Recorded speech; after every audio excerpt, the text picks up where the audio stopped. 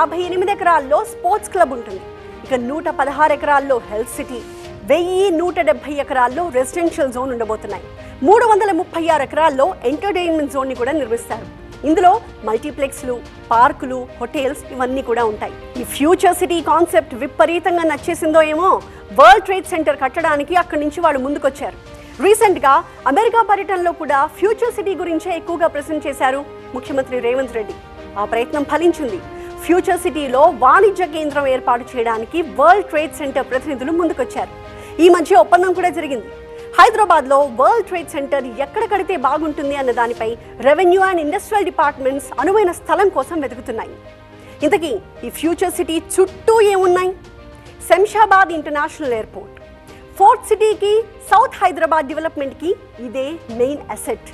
Future సిటీకి తుక్కుగూడ వైపు fab city ఉంది. ముచ్చర్లలో గ్రీన్ ఫార్మా సిటీ రాబోతుంది.